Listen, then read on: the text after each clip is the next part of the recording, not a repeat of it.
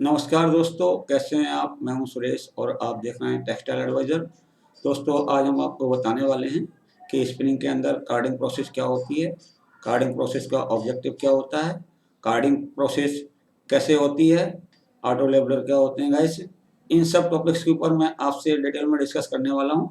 इससे पहले कि मैं डिस्कशन शुरू करूं, मैं आप सभी लोगों से रिक्वेस्ट करूंगा कि आप सभी लोग मेरे चैनल को सब्सक्राइब कर लें, साइड में लगा हुआ बेल आइकन का बटन दबा दें, जिससे कि मेरे आने वाले अपकमिंग वीडियोज़ के नोटिफिकेशन आप तक पहुंचते रहें।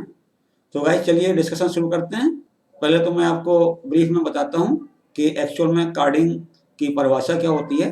तो गाइस देखिए, कार्डिंग क्या होती है। The carding is the second process of spinning which convert fed material left into uniform strand of fibre called sliver. मतलब कार्डिंग स्पिनिंग की दूसरी प्रोसेस होती है, ब्लोरूम के बाद में आती है। तो उसमें हम क्या करते हैं, अपनी कार्डिंग मशीन के अंदर लेफ्ट की फीडिंग करते हैं और जब हमें फाइनली प्राप्त होता है एक फाइबर का स्ट्रैंड होता है, तो उसको हम स्लाइवर बोलते हैं। The good quality carding of cotton is very important because the yarn quality very much depends upon it. तो जो हमारी कार्डिंग प्रोसेस होती है उसकी क्वालिटी अच्छी होनी बहुत ज़रूरी होती है, क्योंकि आपकी कार्डिंग जितनी अच्छी होगी उतनी ही आपकी yarn क्वालिटी अच्छी आएगी। The nep percentage in the yarn varies according to quality of carding process. और जो हमारा yarn होता है तो उसके अंदर जो नंबर ऑफ नेफ्ट्स होते हैं पर किलोमीटर, तो वो भी डिपेंड करता है आपकी कार्डिंग की क्वालिटी कितनी अच्छी है। यदि आपकी कार्डिंग की क्वालिटी अच्छी होगी तो आपके yarn के अंदर नेफ्ट्स की परसेंटेज भी मिनिमम होगी। The carding is called heart of spinning. और स्पिनिंग मिल्स में ये कहावत कही जाती है कि जो कार्डिंग होती है वो स्पिनिंग का हार्ट होती है। तो यदि हार्ट सही है तो सारा बॉडी सही है। इसी तरीके से यदि आपकी कार्डिंग अच्छी है तो आपकी यार्न की क्वालिटी भी अच्छी आने की पूरी गारंटी होती है। In the carding process the material gets passed through carding machine. Carding process के अंदर हम मटेरियल को कार्डिंग मशीन के थ्रू पास करते हैं। The fibre are made parallel to each other. तो जब कार्डिंग में पास होते हैं फाइबर, लैब पास होता है, तो वहाँ पे जो हमारे फाइबर होते हैं वो एक दूसरे के पैरेलल हो जाते हैं। The fibre tangle in the operation, thus it makes possible to remove the all type of impurities present in the cotton. Guys क्या होता है कि जब हमारे फाइबर जाते हैं कार्डिंग मशीन के अंदर, तो वहाँ पे जो अरेंजमेंट होता है कार्डिंग का, उसमें हमारे जो फाइबर होते हैं अच्छी तरीके से टेंगल हो जाते हैं। टेंगल का मतलब होता है कि एक दूसरे से अलग अलग हो जाना या खुल जाना वगैरह वगैरह। तो उससे क्या होता है कि जो हमारे कॉटन के अंदर बहुत सारी जो इम्प्योरिटीज होती हैं वो आसानी से रिमूव हो जाती हैं। The carding stripping and raising action take place during carding operation. तो जब कार्डिंग होती है हमारे कॉटन फाइबर की, तो वहाँ पे जो एक्शन होते हैं वो कार्डिंग एक्शन होता है, स्ट्रिपिंग एक्शन होता है, रेजिंग एक्शन होता है। In this way continuous uniform sliver having parallel fiber arrangement almost free of impurities is obtained after carding process। तो गाइस इस तरीके से कार्डिंग प्रोसेस के बाद में हमें एक यूनिफॉर्म स्लाइवर की प्राप्ति होती है। उसके अंदर जो फाइबर का अरेंजमेंट होता है वो एक दूसरे के पैरेलल होता है, और जो हमारा स्लाइवर प्रोड्यूस होता है वो ऑलमोस्ट फ्री फ्रॉम इम्प्योरिटीज, मतलब जो आपकी अशुद्धियां होती हैं या इम्प्योरिटीज होती हैं उनसे लगभग मुक्त होता है। अब गाइस मैं आपको कार्डिंग के ऑब्जेक्ट बताता हूं कि ऑब्जेक्टिव ऑफ कार्डिंग क्या है। तो गाइस देखिए, ऑब्जेक्टिव्स ऑफ कार्डिंग, तो मैंने कुछ जो मेन ऑब्जेक्टिव ऑफ कार्डिंग है वो नीचे दिए हुए हैं। पहला ऑब्जेक्टिव होता है to open the cotton tuft fully. Individual fibres of cotton tuft get obtained in carding process. तो जो पहला ऑब्जेक्टिव होता है उसमें हम क्या करते हैं, जो कॉटन टफ्ट होते हैं तो उनमें हम फाइबर को बिल्कुल अलग अलग कर देते हैं, एक एक फाइबर को अलग अलग कर देते हैं। तो सारे फाइबर बिल्कुल अलग अलग हो जाते हैं कार्डिंग प्रोसेस के अंदर। To make the fibre parallel to one and another along the length of the sliver. और जो हमारे फाइबर होते हैं उनको जो स्लाइवर का जो लेंथ का डायरेक्शन होता है उसके पैरेलल हम सारे फाइबर को कर देते हैं। और तीसरा ऑब्जेक्टिव होता है to eliminate maximum impurities present in the cotton.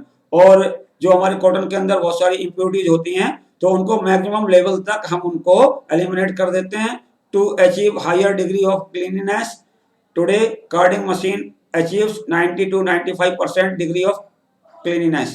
तो गाइस क्या होता है कि हम कार्डिंग मशीन के थ्रू जो हाई डिग्री ऑफ क्लीनिनेस होती है उसको अचीव करते हैं। तो आज की जो मशीनें आ रही हैं उनमें लगभग हम 90 से लेकर 95% तक अपने कॉटन को कार्डिंग मशीन में क्लीन कर सकते हैं। इन this way overall degree of cleanliness in the blow room and carding is 95 to 99%। तो गाइस इस तरीके से पहले आपकी सफाई ब्लो रूम में होती है और ब्लो रूम के बाद में फिर आपकी सफाई होती है कार्डिंग में। तो इस तरीके से हमें लगभग 99% तक इम्प्योरिटी फ्री कॉटन का स्लाइवर मिल जाता है। ये card sliver still contains 0.03 to 0.05% foreign matter in it. Guys इतनी सफाई होने के बाद में भी जो कार्डिंग के बाद में स्लाइवर की प्राप्त होती है उसके अंदर जो आपका इम्प्योरिटीज होती है वो लगभग 0.03 से लेके 0.05% तक रह जाती है और उनमें जो फॉरेन मैटर वगैरह होता है वो बचता है। और अगला ऑब्जेक्टिव होता है to remove very short fibre which could not be spun into yarn.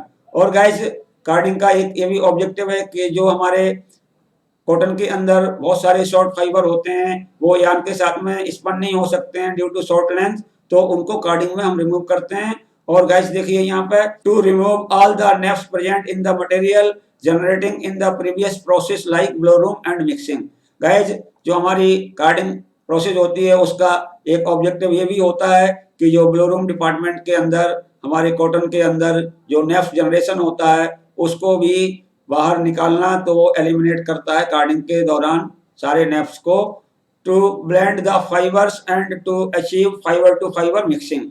Guys अब ये आपका सेकेंडरी ऑब्जेक्टिव हो सकता है क्योंकि जब हम कार्डिंग करते हैं तो एक एक फाइबर अलग अलग होता है, तो हमारे कार्डिंग के अंदर फाइबर टू फाइबर मिक्सिंग प्राप्त हो जाती है to finally convert the web of cotton into uniform sliver. और फाइनली इसका जो ऑब्जेक्टिव होता है कि जो कॉटन फाइबर की जो वेब निकलती है कार्डिंग मशीन से उसको एक यूनिफॉर्म स्ट्रैंड ऑफ फाइबर के रूप में परिवर्तित करना, मतलब स्लाइवर के रूप में परिवर्तित करना। अब गाइस मैं आपको बताने जा रहा हूं कि स्ट्रक्चर ऑफ कार्डिंग मशीन क्या होता है। तो गाइस देखते रहिए वीडियो को अंत तक। तो यहाँ पे मैंने आपको दिखाया हुआ है स्ट्रक्चर ऑफ कार्डिंग मशीन। तो हमने क्या किया है कि जो कार्डिंग मशीन है तो उसको हमने यहाँ पे फिगर के माध्यम से इलस्ट्रेट भी किया है और उनके नाम वगैरह भी दिए हैं और उनकी वर्किंग भी बताई हुई है। गाइस देखते रहिए।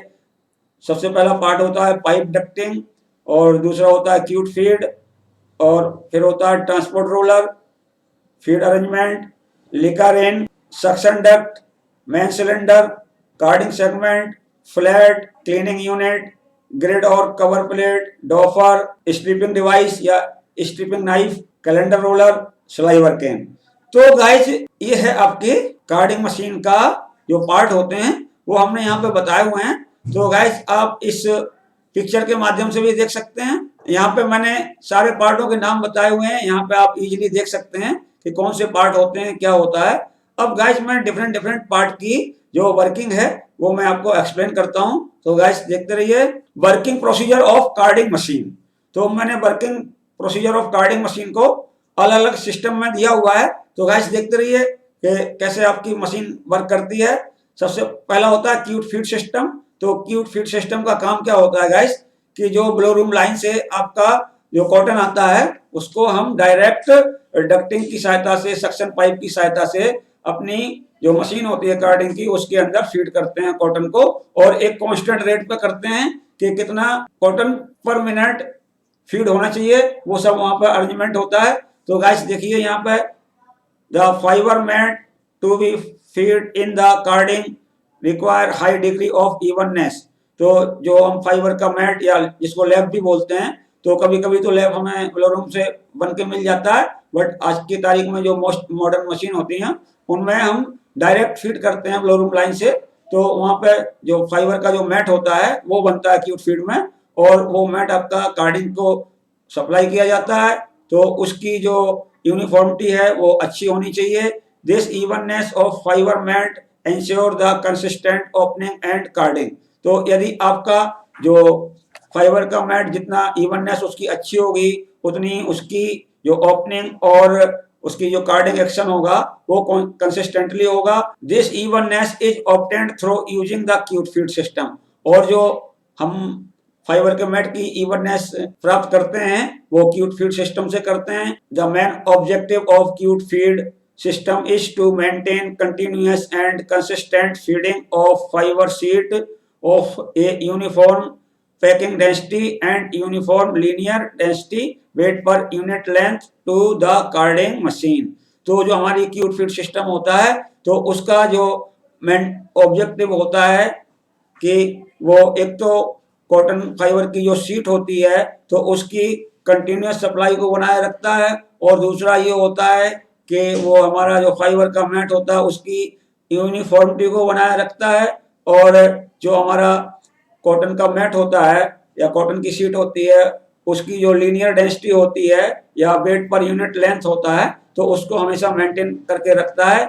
ए cute feed system of A carding machine has following common part in it. तो गाइज अब मैंने यहाँ पे बताया हुआ है कि कोई भी क्यूट फीड सिस्टम होता है उसके अंदर कौन कौन से पार्ट होते हैं, तो मैंने आपको ब्रीफ में दिया हुआ है, आप देख सकते हैं। और गाइज आप यहाँ पे भी देख सकते हैं, ये आपका ये देख रहे हैं आप पिक्चर है यहाँ पे, तो ये आपका क्यूट फीड सिस्टम है। तो आपका यहाँ से आएगा, ये यहाँ से आपको कॉटन की सप्लाई होगी, तो ये ब्लू रूम लाइन से जुड़े होते हैं, तो यहाँ से आपका कॉटन आता है और ये फिर यहाँ पे फीडिंग होती है इसकी, ये इधर को ये यहाँ पे आपका फीडिंग अरेंजमेंट दिया हुआ है। तो गाइस आप देख सकते हैं इस इलस्ट्रेशन में।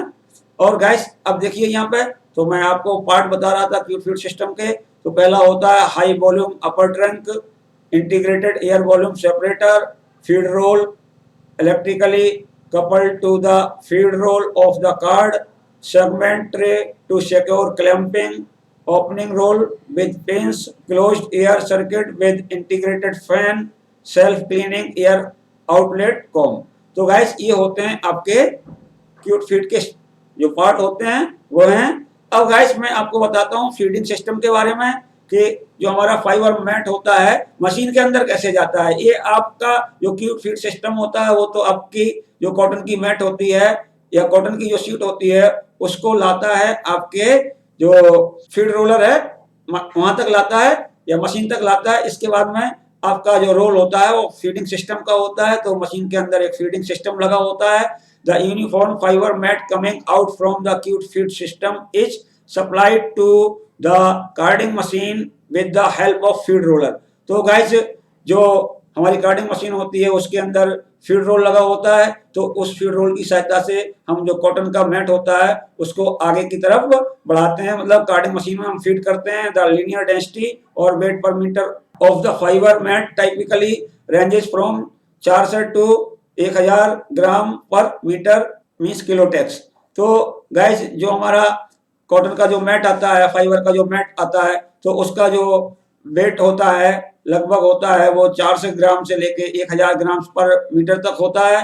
Wait per metre depends upon the number of fibre present in the mat cross section which ranges from 2 to 6 million of fibre depending on the fibre fineness. तो गाइस जो हमारा फाइबर का मैट होता है उसका wait per metre या wait per unit length इस बात पर डिपेंड करता है कि हमारे फाइबर मैट के क्रॉस सेक्शन में जो फाइबर्स हैं वो कितने हैं। तो इसकी जो रेंज होती है 2 मिलियन से लेके 6 मिलियन होती है, और ये डिपेंड करता है फाइबर फाइनेस के ऊपर भी। तो गाइस अब आता है आपका ओपनिंग सिस्टम। तो ओपनिंग सिस्टम कैसे काम करता है देखिए। The feed material needs maximum opening and the linear density of material is reduced up to 3 to 5 grams per metre as per sliver count to be produced. तो जो हम material feed करते हैं तो उसकी हम मैक्सिमम ओपनिंग करते हैं, और उसमें क्या होता है कि जो हमारा वेट होता है स्लाइवर का वो लगभग 3 से 5 ग्राम पर मीटर तक रिड्यूस कर देते हैं। The number of fibres in the card sliver cross section down to approximately 40,000। और जो हमारा स्लाइवर होता है उसके अंदर जो क्रॉस सेक्शन में फाइबर होते हैं वो लगभग 40,000 तक आ जाते हैं। This intense reduction is mainly obtained in the region between the feed roll and licker in. तो ये जो बहुत बड़ा जो रिडक्शन होता है आपका जो लीनियर डेंसिटी में वो आपके फीड रोलर और लिकरन के बीच में होता है। The feeding rate is normally kept low to allow exposition of small portion of the fibre mat to the action of the high speed licker in. तो जो हमारा फीडिंग का जो रेशियो होता है उसको हम बहुत स्लो करते हैं फीडिंग, और तो उससे क्या होता है कि उसको मौका मिल जाता है लिकरन के वायर से कांटेक्ट में आने का। जो लिकरन का डायमीटर होता है वो लगभग 25 सेंटीमीटर तक होता है, और जो लिकरन की स्पीड होती है वो 700 आरपीएम से लेकर 1200 आरपीएम तक होती है कॉटन के लिए, और 400 से लेकर 600 आरपीएम होती है सिंथेटिक फाइबर के लिए। और जो लिकरन होता है वो 60 टूथ वायर से कवर्ड होता है, और ये जो शॉर्ट टूथ होते हैं या वायर टूथ होते हैं वो क्या करते हैं कि आपके फाइबर मैट से फाइबर को रिमूव करते हैं। The draft between licker in and feed roll is kept 100। तो फीड रोलर और लिकर के बीच में जो ड्राफ्ट होता है वो 100 तक का होता है। The ratio of surface speed between the licker in and feed roll is equal to draft. तो जो हमारी सरफेस स्पीड होती है लिकर इन की और जो फीड रोल की सरफेस स्पीड होती है, दोनों का जो रेशियो होता है वही आपका मैकेनिकल ड्राफ्ट होता है। High rotational motion of the licker in creates centrifugal force. तो जो हमारी लिकरन की जो हाई स्पीड होती है उससे सेंट्रीफ्यूगल फोर्स डेवलप होता है। This centrifugal force tries to eject the heavy trash particle, और इसी के वजह से जो सेंट्रीफ्यूगल फोर्स डेवलप हो रहा है उससे हमारे कोई हैवी पार्टिकल होते हैं वो बाहर निकल जाते हैं। And seed coat fragment out at the mote knife with the assistance of air draft. यदि हमारे कॉटन के अंदर शीट कोट्स वगैरह होते हैं तो वो बाहर निकल जाते हैं, वो हवा की सहायता से बाहर आ जाते हैं। The licker in eliminate about half of the all trace present in the cotton fibre. तो जो हमारी लिकरिन होती है वो कॉटन के अंदर जो इम्प्योरिटीज होती है उनका लगभग आधा पार्ट वो लिकरिन के द्वारा ही बाहर निकल जाता है। तो गाइस ये हमने पिक्चर दिखाई हुई है लिकरिन की, और आप इसमें भी देख सकते हैं कि लिकरिन में क्या क्या होता है। गाइस देख लीजिए, तो यहाँ पे ये फीड रोल लगा हुआ है, ये लिकरिन लगा हुआ है, एक आपका जो क्लॉथिंग है टूथ वायर क्लॉथिंग है, और ये आपका मेन सिलेंडर है। गैस तो यहाँ पे देखिए ये मेजरिंग लीवर है, ये फीड टेबल है, तो यहाँ से आप फीड करते हैं। फीड रोल इधर को जब रोटेट करता है तो आपका मटेरियल इधर की तरफ जाता है, फिर यहाँ पे ये ऊपर कवर लगा है तो यहाँ से ये आपकी लिकरिन कॉटन को लेती है, और कॉटन को लेने के बाद में फिर आपका ये यहाँ पे एक्शन होता है, ये फाइबर टू फाइबर क्लियरिंग होती है, मतलब फाइबर टू फाइबर सेपरेशन यहाँ पे होता है। ये सिलेंडर के टीथ होते हैं और ये आपके लिकरिन के टीथ होते हैं, इससे आपका फाइबर टू फाइबर सेपरेशन हो जाता है, और यहाँ पर जो भी हैवी मेटल वगैरह होता है तो वो निकल जाता है, जैसे शीट कोट वगैरह होते हैं वो भी यहाँ पे बाहर निकल जाते हैं। तो गैस अब इसके बाद में आता है आपका कार्डिंग जोन। तो देखिए कार्डिंग जोन में क्या होता है guys, the open and clean fibre by licker in gets transported to the main cylinder using stripping action.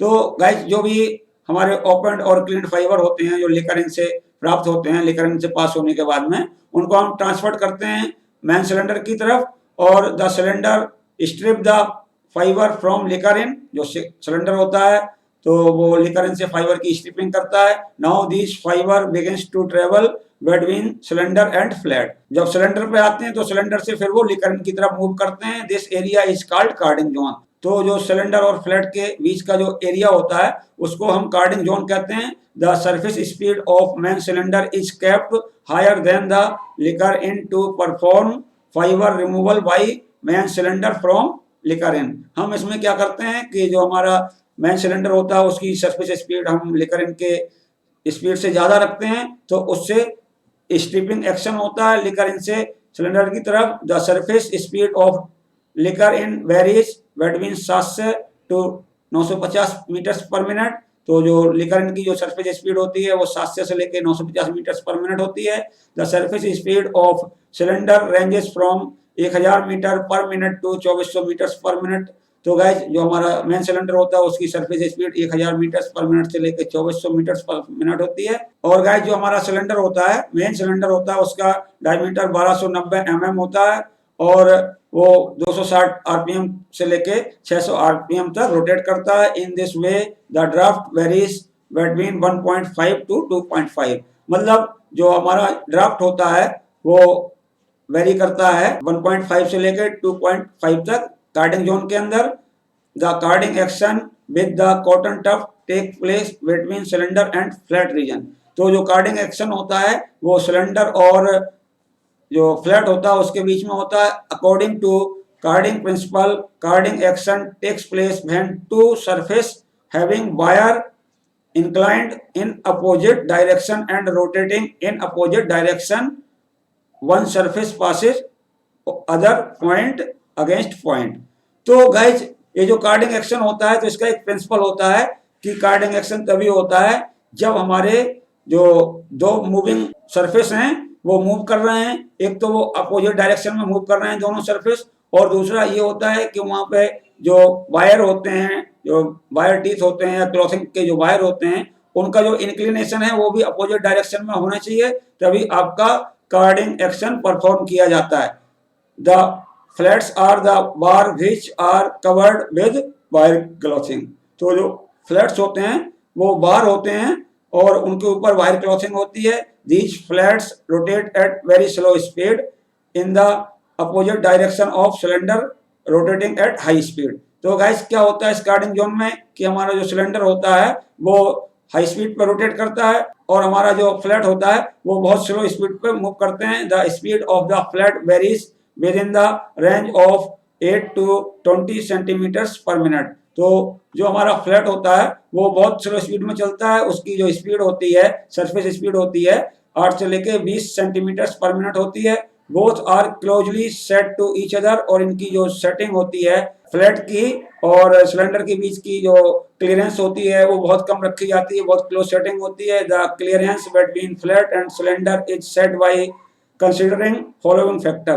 तो जो हमारा सेटिंग होता है फ्लैट और सिलेंडर के बीच में, उनको हम नीचे दिए गए फैक्टर के अनुसार सेट करते हैं। तो गाइस मैंने वो फैक्टर दिखाए हुए हैं, देखिए मैकेनिकल फैक्टर्स हैं ये, और ये आपका मटेरियल टू बी प्रोसेस्ड है, दोनों चीजों पर डिपेंड करता है। मैकेनिकल फैक्टर देखिए guys, the bearing condition, the shape and dimension of the wire are some of mechanical factor which affect the clearance between flat and cylinder. मतलब जो आपका सेटिंग है सिलेंडर और फ्लैट के बीच में वो आपका बियरिंग की कंडीशन पर डिपेंड करता है, और जो हमारा क्लॉथिंग वायर होते हैं उनकी शेप और डायमेंशन पर भी डिपेंड करता है। और दूसरा होता है टाइप ऑफ मटेरियल। तो गाइस देखिए टाइप ऑफ मटेरियल कैसे आपका प्रभावित करता है फ्लैट और सिलेंडर की सेटिंग का। देखिए guys, fibre length, fibre fineness and fibre to fibre friction is some of the factor which affect the clearance between flat and cylinder. मतलब फाइबर लेंथ, फाइबर फाइनेस और फाइबर टू फाइबर फ्रिक्शन है जो वो हमारा cylinder और flat के बीच के clearance को प्रभावित करता है। This setting is so important because it plays very critical role in nep formation. और गाइस ये जो हमारी फ्लैट और सिलेंडर के बीच की जो सेटिंग होती है ये बहुत इंपॉर्टेंट होती है, क्योंकि ये सेटिंग यदि खराब हुई तो आपके याम में नेप्स आने की संभावना बहुत ज्यादा बढ़ जाती है। The main cylinder is the central part of the card. जो हमारा मेन सिलेंडर होता है वो कार्ड का सेंट्रल पार्ट होता है। It has a diameter of approximately 1.3 metre and a working width of 1 metre. जो हमारा मेन सिलेंडर होता है उसका डायमीटर लगभग 1.3 मीटर होता है और इसकी जो विड्थ होती है 1 मीटर के आसपास में होती है। It contains an area of 4.0 square metre covered with the clothing। तो गाइस जो हमारा सिलेंडर होता है उसका सरफेस एरिया लगभग होता है 4.0 स्क्वायर मीटर, और ये सारा का सारा वायर क्लॉथिंग से कवर्ड होता है। The carding surface of the cylinder is made up of more than 10.00 meters of clothing wire with around 6 million single wires point। तो जो हमारी क्लॉथिंग होती है उसके ऊपर लगभग 6 मिलियन तक वायर पॉइंट्स होते हैं। By shifting the web feed unit and the doffer below the cylinder more room has been made for the function of pre carding and post carding. तो गाइस जो हमारे नए मशीन आए उनमें कुछ मॉडिफिकेशन किए गए, तो उससे क्या होता है कि प्री कार्डिंग और पोस्ट कार्डिंग के जो भी काम होते हैं उनको करने में आसानी हो जाती है। In the pre carding and in the post carding area of the cylinder 10 special element of the multi wave clean system can be mounted in the most different combination। तो गाइज ये जो एरिया हमें मिल गया pre carding और post carding के लिए, तो इसमें हम 10 तरीके के स्पेशल एलिमेंट हम वहाँ पे माउंट कर सकते हैं। तो डिफरेंट डिफरेंट कॉम्बिनेशन में the first and the last element are fixed, और जो पहला और लास्ट का एलिमेंट होता है उसको फिक्स किया जाता है। तो गाइस अब इसके बाद में आता है आपका क्लीनिंग सिस्टम, मतलब कार्डिंग के अंदर जो क्लीनिंग होती है वो किस तरीके से होती है। तो गाइस देखिए, the cleaning system consist of a mote knife with a hood under permanent section. तो गाइस जो हमारा क्लीनिंग सिस्टम होता है उसके अंदर एक मोट नाइफ होता है, तो उसके साथ में एक हुड भी लगा होता है और एक परमानेंट सेक्शन भी होता है। It's separate dirt particle, seed coat, fragment and dust particle. तो ये जो हमारा क्लीनिंग सिस्टम होता है या मोट नाइफ होता है वो डर्ट को भी अलग करता है, सीट कोट को भी अलग करता है, और जो लीफ वगैरह के फ्रेगमेंट होते हैं उनको भी अलग करता है, और डस्ट पार्टिकल को भी अलग करता है। Carding segment consist of 2 clothing strips with 1 support twin top.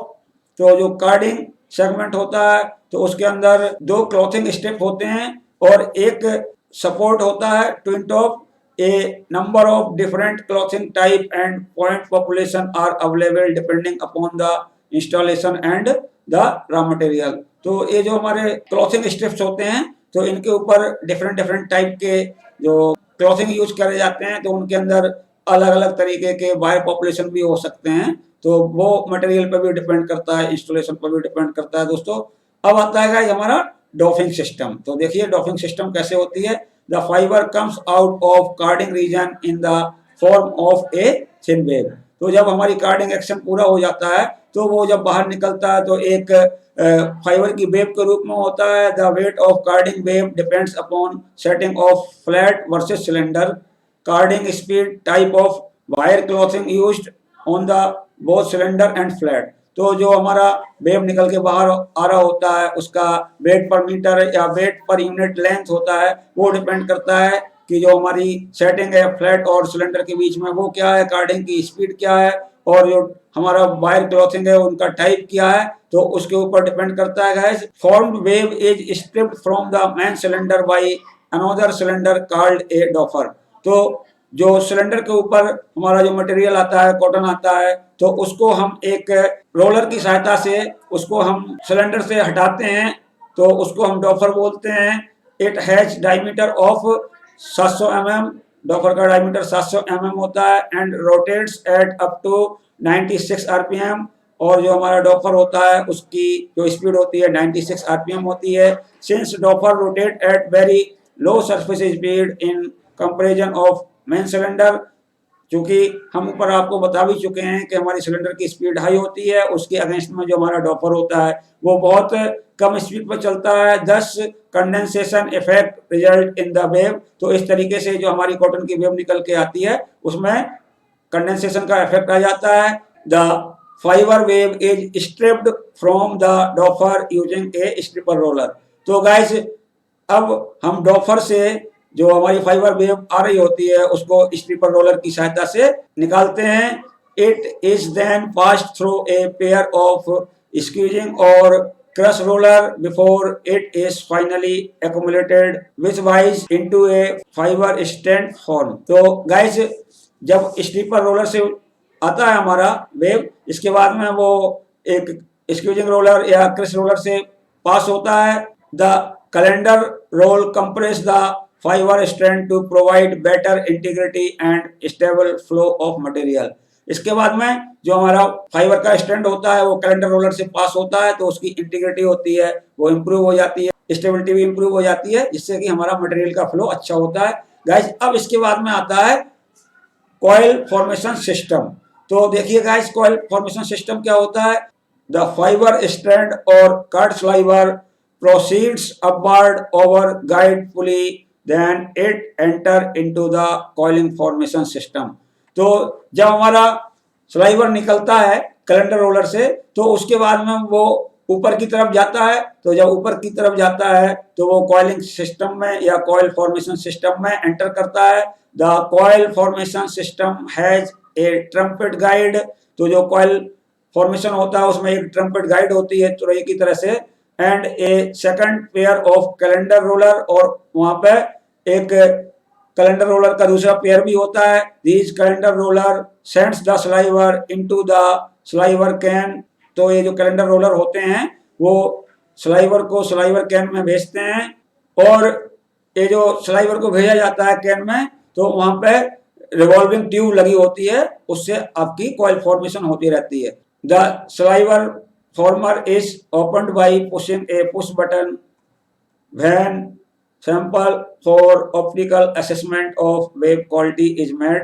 तो जो हमारा स्लाइवर फॉर्मर होता है वहाँ पे बटन लगा हुआ होता है, उस बटन से हम जब उसको दबा देते हैं तो वहाँ से हम सैंपल वगैरह भी कलेक्ट कर सकते हैं। तो जो हमारी वेव होती है स्लाइवर की उसका असेसमेंट वगैरह करते हैं। और गाइस अब देखिए एक होता है नैप कंट्रोलर। तो देखिए नैप कंट्रोलर क्या होता है। This system register the number of neps, trash particle and seed coat fragment. तो जो हमारा नैप कंट्रोलर होता है वो हमेशा काउंट करता रहता है कि हमारे मटेरियल में कितने नैप्स जा रहे हैं, ट्रेस पार्टिकल कितने जा रहे हैं, सीड कोड या सीड फ्रेगमेंट या लीफ फ्रेगमेंट वगैरह कितने जा रहे हैं। This data are transferred to the main control system of the machine. और ये जो डाटा होते हैं उनको वो भेजता रहता है मेन कंट्रोल सिस्टम में। This data are evaluated and displayed on the machine monitor. तो ये जो डाटा होते हैं उनके इवैल्यूएशन करता रहता है और उनको मशीन के मॉनिटर पे वो शो करता रहता है। अब गाइस देखिए कार्ड ऑटो लेबलिंग सिस्टम। तो कार्ड ऑटो लेबलिंग सिस्टम क्या होता है गाइस देखिए। N auto levelling system controls the variation of linear density of sliver. तो गाइस जो ऑटो लेबलर सिस्टम होता है कार्डिंग मशीन के अंदर वो हमारे स्लाइवर की जो लीनियर डेंसिटी होती है उसके वेरिएशन को कंट्रोल करता है and help to maintain the uniformity consistently. और जो हमारी लीनियर डेंसिटी होती है स्लाइवर की उसको रेगुलर बनाने में मदद करता है, मतलब यूनिफॉर्म बनाने में मदद करता है। The main objectives of an auto लेबलर आर गिवन बिलो। तो जो ऑटो लेबलर होता है उनके मेन ऑब्जेक्टिव में नीचे कुछ दिखा रहा हूँ। To measure sliver thickness variation on real time basis. तो जो हमारा ऑटो लेबलर होता है उसका काम होता है कि स्लाइवर की थिकनेस को रेगुलरली रियल टाइम बेस पे मेजर करते रहना। To alter the machine draft so that a high consistent sliver linear density is continuously produced. तो ये जो हमारा ऑटो लेबलर होता है तो जैसे ही वो रीड करता है कि कहीं पर वेरिएशन आ रहा है, मोटा हो रहा स्लाइवर या पतला हो रहा स्लाइवर, तो तुरंत के तुरंत मशीन को कमांड देता है कि स्लाइवर मोटा हो रहा है, स्लाइवर पतला हो रहा है। तो उसी हिसाब से मशीन में ड्राफ्ट को चेंज कर देता है। Generally two type of auto levelling systems are used depending upon the working principle. तो हमारे मशीन के अंदर दो टाइप के ऑटो लेबलिंग सिस्टम प्रोवाइड किए जाते हैं। तो उनके जो वर्किंग प्रिंसिपल होते हैं वो अलग अलग होते हैं। एक होता है ओपन लूप ऑटो लेबलर, दूसरा होता है क्लोज लूप ऑटो लेबलर। तो गाइस देखिए यहाँ पे जो आपका ओपन लूप ऑटो लेबलर होता है वो क्या होता है। The open loop system is generally used to correct the short term variation of the sliver. तो ये जो हमारा open loop auto levelling system होता है वो वहां पे ज्यादा प्रयोग किया जाता है, नॉर्मली प्रयोग किया जाता है वहां पे जहां पे शॉर्ट टर्म वेरिएशन आते हैं हमारे स्लाइवर में। The input material the variation of sliver is measured with the help of measurement unit. तो जो हमारा open loop auto levelling system होता है तो वो सिर्फ रीड करता है कि जो हमारा इनपुट मटेरियल है या हमारा जो फीडिंग मटेरियल है। तो यहाँ पे क्या होता है कि हमारी मशीन के अंदर एक नॉर्मल वैल्यू फीड की जाती है कि कितना टॉलरेंस होना चाहिए, और एक होती है आपकी रियल वैल्यू कि आ कितना रहा है। तो दोनों में वो कंपैरिजन बनाता रहता है और रेगुलर कंपैरिजन बनाता रहता है, रियल टाइम कंपैरिजन होता है। If control unit finds any difference between them, और यदि जैसे हमारे कंट्रोल यूनिट को महसूस होता है या उसको लगता है कि जो हमारा डिफरेंस है वो आ रहा है, ज्यादा आ रहा है, then it sends a command to draft control unit. तो ये जो हमारा सिस्टम है ऑटो लेबलिंग सिस्टम वो ड्राफ्ट कंट्रोल यूनिट को कमांड भेज देता है। This draft control unit takes necessary action to correct the variation. तो जो हमारा ड्राफ्ट कंट्रोल यूनिट होता है तुरंत हरकत में आता है और वो नेसेसरी एक्शन लेता है, मतलब क्या करना चाहिए, ड्राफ्ट घटाना चाहिए, बढ़ाना चाहिए। The open loop system does not check the delivered sliver. तो जो हमारा ओपन लूप सिस्टम होता है वो डिलीवर्ड स्लाइवर को चेक नहीं करता है। Thus we can say that it makes the correction in draft when it read a variation in input material. तो बड़ा सिंपल सा मतलब है यहाँ पे। तो जो हमारा open loop auto levelling system होता है तो वो सिर्फ रीड करता है कि जो हमारा इनपुट मटेरियल है या हमारा जो फीडिंग मटेरियल है, तो वहां पे वो चेक करता रहता है कि जो हमारा फीडिंग मटेरियल है उसमें कहीं पे वेरिएशंस तो नहीं आ रहे हैं, तो उसी के अनुसार ही वो कमांड देता है आपके ड्राफ्ट यूनिट को कम ज्यादा करने के लिए। जो open loop auto levelling system होता है वो आपके डिलीवर्ड स्लाइवर को चेक नहीं करता है। तो गाइस हमने यहाँ पे आपको एक डायग्राम दिखाया हुआ है जो open loop auto levelling system होता है, तो उसमें आप थोड़ा बहुत समझ सकते हैं। देखिए गाइस यहाँ पे ये इनपुट मटेरियल है, यहाँ पे है इनपुट मटेरियल, यहाँ पे मेजरिंग यूनिट है। ये हमेशा चेक करता रहता है कि जो आपका इनपुट मटेरियल है उसमें कितना वेरिएशन आ रहा है, कब आ रहा है। तो और यहाँ पे देखिए रेफरेंस सिग्नल होता है, तो रेफरेंस सिग्नल भी कंट्रोल यूनिट को जाता है यहाँ पे। और गाइस फिर क्या होता है कि यहाँ पे आप देखिए ये आपका यहाँ को ये सिग्नल भेजता है, ये सिग्नल भेज रहा है आपका प्रोसेस के लिए, और यहाँ पे देखिए यही सिग्नल भेज रहा है कंट्रोल यूनिट के लिए। और ये जो कंट्रोल यूनिट है वो सिग्नल भेजता है आपको ड्राफ्ट कंट्रोल यूनिट को। तो ड्राफ्ट कंट्रोल यूनिट को सिग्नल भेजा उसने, तो यहाँ से आपका ये देखिए यहाँ पे सिग्नल गया प्रोसेस यूनिट को, और यहाँ से आपका जो स्लाइवर होता है वो निकलता है। तो इसका फंक्शन सिर्फ इतना होता है कि यहाँ पे तो ये रीड करता है आपके इनपुट मटेरियल, मतलब ये आपका फीडिंग मटेरियल को रीड करता रहता है और रीड करके आपके कंट्रोल यूनिट को सिग्नल भेजता है यहाँ पे। और यहाँ से रेफरेंस सिग्नल आता है, और रेफरेंस सिग्नल आने के बाद में फिर इसको, ये तो आपका मटेरियल तो प्रोसेस में जा ही रहा है यहाँ पे, बिल्कुल सिंपल सी बात है। और यहाँ पे ये कंट्रोल यूनिट को यहाँ पे सिग्नल मिला वेरिएशन का, तो ड्राफ्ट यूनिट को गया, ड्राफ्ट यूनिट ने यहाँ पे प्रोसेस यूनिट को इंटीमेट किया कि आपके मटेरियल में वेरिएशन आ रहा है, तो वहां से वो ड्राफ्ट को कम ज्यादा करके जो वेरिएशन होता है उसको कंट्रोल करता है। तो गाइस अब एक और होता है, वो होता है close loop auto levelling system. तो देखिए इसमें क्या होता है, it is generally used to correct long term variation in linear density of sliver. तो गाइस जो आपका close loop auto levelling system होता है तो उसको हम कहाँ पे यूज करते हैं कि हमारा डिलीवर्ड स्लाइवर होता है उसकी लीनियर डेंसिटी को मेजर करने में किया जाता है। This system takes the measurement of delivered sliver. और ये जो closed loop auto levelling system होता है वो हमारे डिलीवर्ड स्लाइवर का मेजरमेंट करता रहता है, मतलब उसकी जो स्लाइवर हैंक होती है या थिकनेस बोल लो, उसको हमेशा चेक करता रहता है। In other word we can say that the closed loop auto लेबलर मॉनिटर द results of corrective action taken by it to maintain the sliver uniformity। तो हम ये भी कह सकते हैं कि जो हमारा closed loop auto levelling system होता है वो हमारा मॉनिटर करता रहता है आपका स्लाइवर को, उसी के हिसाब से करेक्टिव एक्शन लेता है और आपकी मशीन में भेजता रहता है। तो गाइस यहाँ पे देखिए मैंने जो closed loop auto levelling system होता है उसका एक डायग्राम बना के दिखाया हुआ है, तो देख सकते हैं आप यहाँ पे किस तरीके से काम करता है। ये आपका इनपुट मटेरियल है और यहाँ पे ये प्रोसेस हो रहा है, और प्रोसेस के बाद में यहाँ पे ड्राफ्ट कंट्रोल यूनिट है, और फिर आप यहाँ पे देख सकते हैं ये मेजरिंग यूनिट है। तो मेजरिंग यूनिट क्या है, यहाँ पे आपका वो निकल रहा है, स्लाइवर निकल रहा है, तो यहीं पे मेजरिंग यूनिट लगा है, यहाँ पे आउटपुट मटेरियल निकल रहा है। और यहाँ पे आपका रेफरेंस सिग्नल है, तो रेफरेंस सिग्नल से जैसे ही आपका जो स्लाइवर का हैंक है वो वेरी करता है, तो आपका यहाँ पे ये आपका जो मेजरिंग रोलर है वो कंट्रोल यूनिट को सिग्नल देता है, तो कंट्रोल यूनिट सिग्नल देता है ड्राफ्ट कंट्रोल यूनिट को, तो ड्राफ्ट कंट्रोल यूनिट से आपका प्रोसेस यूनिट में चला जाता है, तो ये आपका ऑटोमेटिकली ड्राफ्ट को कम ज़्यादा कर देता है। इस तरीके से आपका जो close loop auto levelling system होता है वो काम करता है। तो गाइज इस तरीके से मैंने आपको कार्डिंग प्रोसेस के बारे में बहुत डिटेल में डिस्कस किया है, तो मैं समझता हूँ आप सभी लोगों को अच्छी तरीके से समझ में आया होगा कि जो हमारा कार्डिंग प्रोसेस होता है वो क्या होता है, कार्डिंग का ऑब्जेक्टिव क्या होता है, लेबलर का क्या काम होता है, और गाइस सिलेंडर क्या होता है, लेकरन क्या होती है, टेकरन क्या होती है। तो गाइस देख के बताइएगा मेरा वीडियो कैसा लगा। यदि आपको मेरा वीडियो अच्छा लगे तो आप लाइक का बटन दबाएं, अपने दोस्तों में शेयर करें, और गाइस यदि आपने अभी तक मेरे चैनल को सब्सक्राइब नहीं किया है तो कृपया मेरे चैनल को सब्सक्राइब कर लें और साइड में लगा बेल आइकन का बटन दबा दें, जिससे कि मेरे आने वाले अपने वीडियोज का नोटिफिकेशन आप तक पहुंचते रहें। धन्यवाद।